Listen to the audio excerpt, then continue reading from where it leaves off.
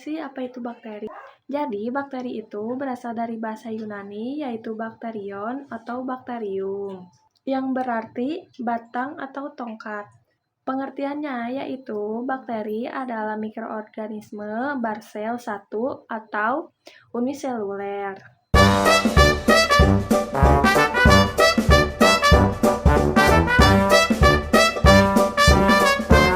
yang termasuk dalam kelompok prokariotik, yaitu sel yang tidak memiliki membran inti sel.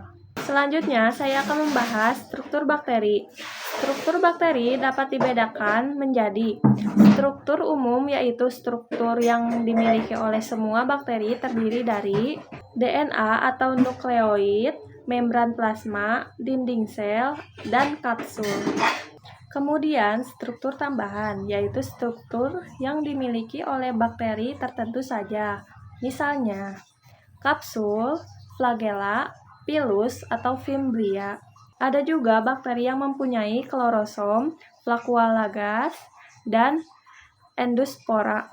Di sini saya akan membahas satu persatu tentang struktur bakteri tersebut. Yang pertama, dinding sel. Jadi, tidak hanya tumbuhan saja yang memiliki dinding sel. Bakteri juga memiliki dinding sel. Dinding sel bakteri tersusun atas peptidoglikan atau gabungan protein dan polisakarida. Dinding sel berfungsi sebagai pelindung dan pemberi bentuk bagi sel bakteri. Berdasarkan perbedaan ketebalan lapisan peptidoglikan pada dinding selnya, bakteri dibedakan menjadi dua macam, bakteri gram positif dan bakteri gram negatif. Perbedaan bakteri gram positif dan bakteri gram negatif. Bakteri gram positif memiliki lapisan peptidoglikan yang tebal dan berwarna ungu jika diwarnai dengan pewarnaan gram.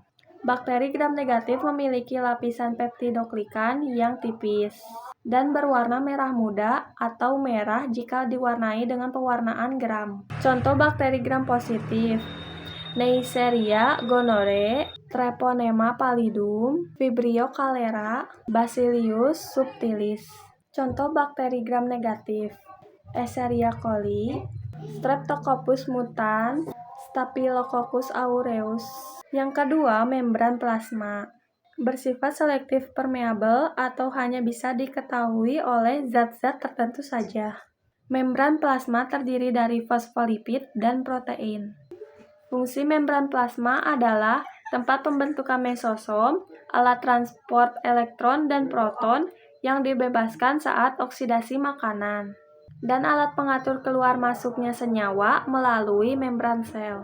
Yang ketiga, sitoplasma, terletak di sebelah dalam membran plasma dan merupakan cairan tempat berada organel-organel sel bakteri yang mengandung asam nukleat, protein, karbohidrat, lemak, ion organik, dan kromatofora. Fungsinya tempat terjadinya reaksi-reaksi kimia sel. Yang keempat, ada ribosom. Ribosom adalah organel berupa butiran-butiran yang tersebar di sitoplasma dan mengandung RNA. Fungsinya sebagai tempat sintesis protein.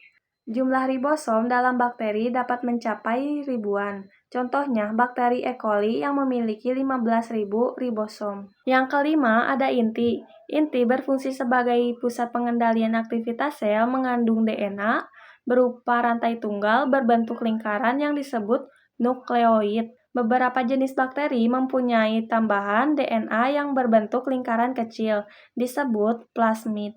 Yang keenam, ada flagela, merupakan alat gerak pada bakteri berbentuk batang atau spiral. Berdasarkan letak flagelnya, bakteri dapat dibedakan menjadi atrix, tidak berflagela. Monotrik mempunyai satu flagela di salah satu ujungnya. Lophotric mempunyai sekumpulan flagela di salah satu ujung selnya. Amphitrik mempunyai flagela di kedua ujung selnya. Dan pritrik, flagelnya terdapat di seluruh permukaan selnya. Yang ketujuh, ada pili dan fimbria.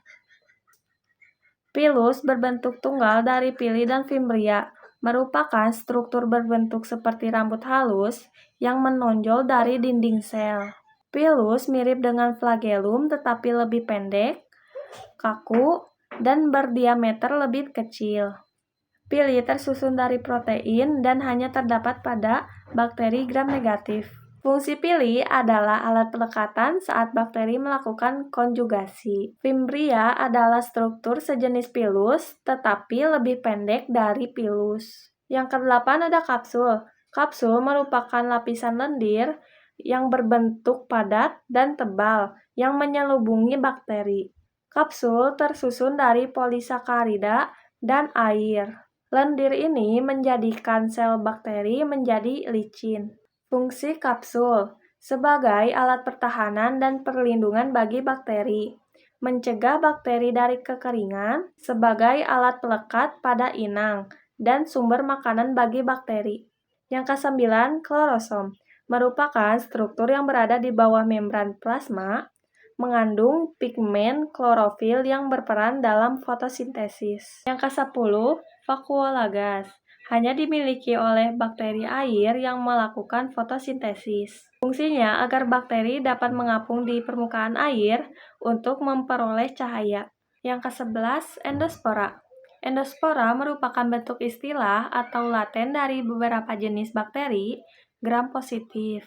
Endospora mengandung sedikit sitoplasma, materi genetik, dan ribosom. Jika kondisi lingkungan menguntungkan, akan tumbuh menjadi sel bakteri baru.